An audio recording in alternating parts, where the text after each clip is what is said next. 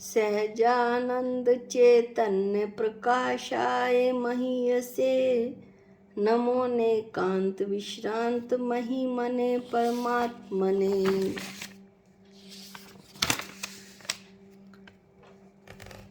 इंद सद्वद्याणं तिहुवणहित मधुर विसद वक्काणं अंतातीद गुणाणं नमो जिणाणं जिद भवाणं। अमृतचंदाचार्य देव द्वारा जो विरचित 6 श्लोक थे उनका स्वाध्याय हमने कर लिया था और आज हम श्रीमद् भगवत कुंदकुंद आचार्य द्वारा विरचित गाथा 1 का अध्ययन करेंगे। तो इसमें ऐसा टीकाकार कहते हैं कि ये जो श्रीमद् भगवत कुंदकुंद आचार्य देव द्वारा विरचित गाथा सूत्र का अवतरण अब किया जाता है। गाथा सूत्र कोई सामान्य वस्तु नहीं है, उसका अवतरण हो रहा है। संस्कृत की टीका में ऊपर लिखा भी है अथ सूत्र अवतार। ऐसे ही समय सार और प्रवचन सार में भी अथ सूत्र अवतार लिखा हुआ है। जब कोई महान व्यक्ति उत्पन्न होता है या प्रकट होता है तब कहते हैं कि महान व्यक्ति का अवतरण हो रहा है, अवतार पैदा हो रहा है। कैसी महिमा होगी आचार्य के मन में इन सूत्रों के प्रति, इन सूत्रों को लिखते हुए। और हो भी क्यों ना, प्रथम स्कंद शुद्ध स्कंद, द्वितीय शुद्ध स्कंद और फिर चूलिका में तो उन्होंने हमें मोक्ष मार्ग का रास्ता ही पकड़ा दिया, मोक्ष मार्ग ही पकड़ा दिया। वो बात अलग है कि हमारी आत्मा में चाहे कितनी बार हम पढ़ें, हमारी आत्मा में कितना परिणमन हो रहा है या नहीं हो रहा है, ये तो केवली ज्ञान गम्य है या हमें स्वयं ही इसका थोड़ा बहुत अनुभव होता होगा।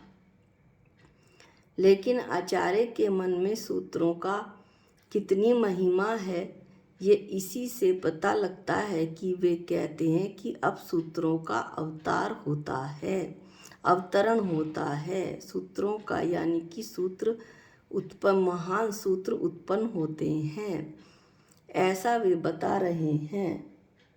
सूत्र जो हैं वो संक्षेप में कहा जाने वाला कथन है।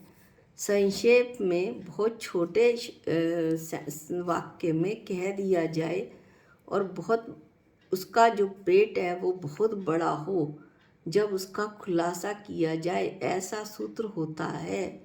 जैसे तत्वा सूत्र शैली में लिखा गया ये पहला आगम है।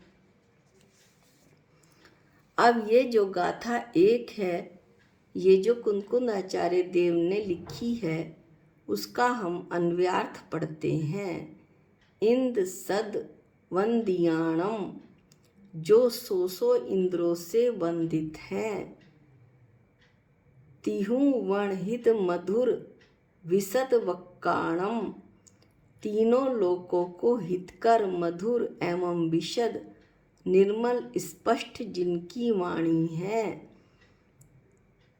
अंतातीत गुणाणम, चैतन्य के अनंत विलास रूप अनंत गुण जिनके वर्तते हैं। जिद भवाणम, जिन्होंने भव पर विजय प्राप्त कर ली है।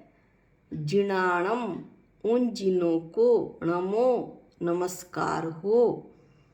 इस तरह से आचार्य यहाँ पर जिनेंद्र भगवान के 4 विशेषण बता रहे हैं कि ऐसे जिनेंद्र भगवान, पहला विशेषण जो 100 इंद्रों से वंदित हैं। दूसरे विशेषण में उनकी दिव्य ध्वनि जब खिड़ती है तो उसे बताया है कि वो तीनों लोकों को हितकर है, मधुर है, विशद है, निर्मल और स्पष्ट है। ऐसा विशेषण उन्होंने दिव्य ध्वनि का दिया है। फिर उनके चैतन्य में तीसरा विशेषण है, चैतन्य में अनंत गुण वर्तते हैं। चौथे विशेषण में कहा गया है कि उन्होंने भव पर विजय प्राप्त कर ली है, यानी संसार मुक्ति कर ली है, पुनः संसार में लौटकर अब वे नहीं आएंगे। अब आचार्य अमृतचंद देव द्वारा रचित हम टीका में पहले विशेषण का विवरण लेते हैं। यहाँ इस गाथा में जिनों को यानी जिनेंद्र भगवान को नमस्कार हो, ऐसा कहकर शास्त्र के आदि में ये पेज नंबर 4 पर मैं पढ़ रही हूँ, पंचस्तिकाय संग्रह के। ऐसा कहकर शास्त्र के आदि में शुरू में ही जिनको यानी जिनेंद्र भगवान को भाव नमस्कार रूप असाधारण मंगल कहा है। यानी कि अमृतचंद आचार्य देव कहते हैं कि जो है वो मंगल जो हैं वो दो तरह के हैं, एक साधारण और एक असाधारण। साधारण मंगल जैसे हमारे यहाँ गृह प्रवेश हो, नई गाड़ी आए, शादी ब्याह कोई मांगलिक कार्य हो, तो उसमें जो शगुन आदि होते हैं वो साधारण मंगल। और असाधारण मंगल के रूप में भाव नमस्कार किया जा रहा है। 2 प्रकार के नमस्कार हैं, द्रव्य नमस्कार और भाव नमस्कार, असाधारण नमस्कार। द्रव्य नमस्कार में मन वचन काया से अष्टांग भगवान को नमस्कार किया जाता है, और भाव नमस्कार ऐसा नमस्कार आचार्य देव कर रहे हैं कि वो जिनेंद्र भगवान रूप स्वयं परिणमित हो रहे हैं, ऐसा वे यहाँ पर बतला रहे हैं। अब 100 इंद्रों से वंदित हैं ये भगवान, तो 100 इंद्र कौन से हुए? भवनवासी देवों के 40, व्यंतर देवों के 32, कल्पवासी देवों के 24, ज्योतिषिक देवों के 2, मनुष्यों का 1, ज्योतिषिक देवों के 2 सूर्य और चंद्र, मनुष्यों का 1 चक्रवर्ती और त्रियंचों का 1 अष्टापद। इस प्रकार कुल 100 इंद्रों से वंदित हैं। मंगल क्या हुआ? मल को अर्थात जो पाप को गलाए नष्ट करे वह मंगल है, और जिससे सुख की प्राप्ति हो, पाप को गलाए सुखों को लाए वह मंगल है, ऐसा बताया जा रहा है। अब इसमें अगला पॉइंट आ रहा है, जो अनादि प्रवाह से प्रवर्तते चले आ रहे हैं। अनादि प्रवाह से ही प्रवर्तमान चले आ रहे 100 इंद्रों से वंदित हैं। इसमें 2 बातें कही हैं, और दोनों का ही हम एक एक करके खुलासा करते हैं। अनादि प्रवाह से प्रवर्तते हुए जिनेंद्र भगवान यानी आचार्य महावीर भगवान या ऋषभदेव भगवान को नमस्कार नहीं कर रहे हैं, वे तो जिनेंद्र भगवान को नमस्कार कर रहे हैं। ऐसे जिनेंद्र भगवान जो किसी पर्टिकुलर समय में हुए हों ऐसा नहीं है, इसी काल के हों, वर्तमान काल के, भूतकाल के हों, भविष्य काल के हों, नहीं, त्रिकाल चौबीसियों नहीं, हम तो अनादि प्रवाह से जो चले आ रहे हैं।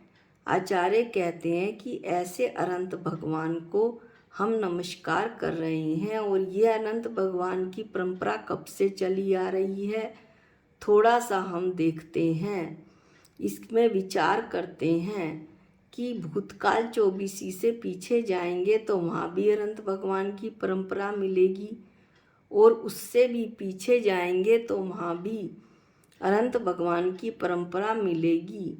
इस तरह पीछे पीछे और पीछे जाने पर वह काल कभी भी खत्म नहीं होगा। जहाँ पर अनंत भगवान की परंपरा ना मिली हो। अतः भगवान बनने की जो प्रक्रिया है वो अनादि काल से चली आ रही है, अनादि जिसकी शुरुआत ना हो। भगवान का कोई भी स्टार्टिंग पॉइंट नहीं है जो हम कह दें कि इस दिन से भगवान उत्पन्न हो गए या भगवान जो है बनने की प्रक्रिया हुई। अब दूसरा पॉइंट इसका लेते हैं कि केवल अनादि काल से अनंत भगवान ही नहीं चले आ रहे, बल्कि अनादि काल से वे सौ इंद्र भी चले आ रहे हैं, प्रवर्तमान हो रहे हैं, जिनके द्वारा जिनेंद्र भगवान को वंदित बताया गया है। तो इसमें ये उठता है प्रश्न कि क्या सोदरम इंद्र व अन्य सभी इंद्र वे ही हैं लगातार? नहीं, ऐसी बात नहीं है। वे तो अपनी अपनी आयु पूरी करके मृत्यु को प्राप्त हो जाते हैं, लेकिन उनके स्थान पर जो बदल बदल कर इंद्र आते रहते हैं वे भी सभी जिनेंद्र भगवान को नमस्कार करते हैं। ऐसा कहकर आचार्य देव सदैव देवादिदेव पने के कारण कह रहे हैं कि वे जिनेंद्र भगवान ही असाधारण नमस्कार के योग्य हैं। देवादिदेव पना यानी देवताओं के स्वामी जिनेंद्र देव, वे ही नमस्कार के योग्य हैं। नमस्कार भी कैसा? असाधारण नमस्कार। अब ये थोड़ा सा हमारे दिमाग में प्रश्न उठता है कि भगवान जो आचार्य हैं अमृतचंद आचार्य, वो सौ इंद्रों से वंदित कराकर भगवान की महिमा को बताना चाहते हैं, तो क्या हमने इंद्र देखे हैं? हमने क्या समोशरण देखा है जो हमें इनकी महिमा आए? नहीं, हमने कुछ नहीं देखा, लेकिन स्वर्ग की महिमा तो हम सब जानते हैं। यदि किसी से भी पूछो, साधारण आदमी से, अनपढ़ से भी पूछो कि भाई मरकर कहाँ जाओगे, तो वो यही जवाब देगा, मैं तो स्वर्ग में जाऊंगा। काम कैसे भी कर रहा हो, जाना स्वर्ग में ही है। उसमें वो आदमी नहीं, मैं भी आती हूँ। मेरे से कोई पूछे तो मैं तो कहूँगी कि हाँ, मैं तो स्वर्ग में जाऊँगी। स्वर्ग के वैभव से हम सभी परिचित हैं, शास्त्रों में पढ़ते हैं, कथाएं सुनते हैं कि कल्प वृक्ष हैं, वहाँ पर अमृत की घूंट से काम चल जाता है। महीनों महीनों कुछ भी खाना पीना नहीं पड़ता, कोई काम नहीं करना पड़ता, सब आनंद ही आनंद है। चारों तरफ ऐश्वर्य और वैभव फैला हुआ है।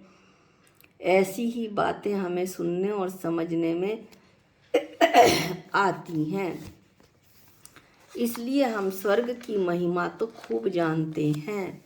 इसीलिए आचार्य जो है यहाँ तक कि यदि कोई गुजर जाता है हमारे यहाँ, तो उसके आगे भी स्वर्गवासी लिखा जाता है, भले ही वो किसी गति में गया हो, लिखा स्वर्गवासी ही जाएगा। तो जो है आचार्य कहते हैं कि तुमने इंद्र तो नहीं देखे, लेकिन स्वर्ग तो पता है।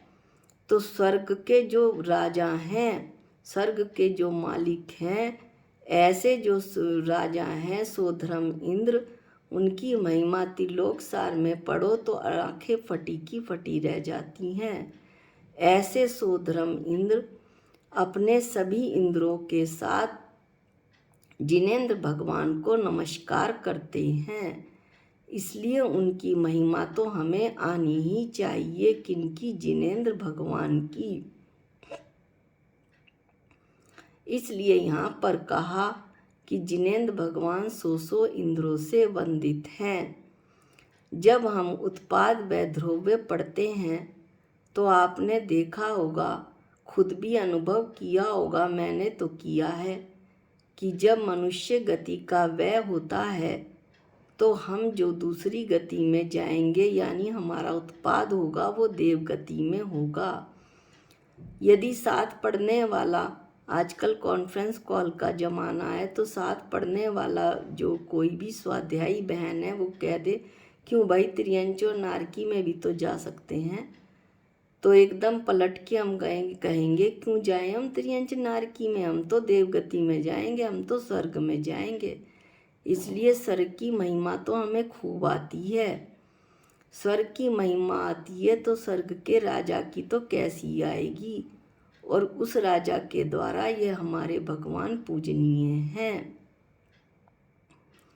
इस तरह से पहला विशेषण की यहाँ पे चर्चा पूरी होती है।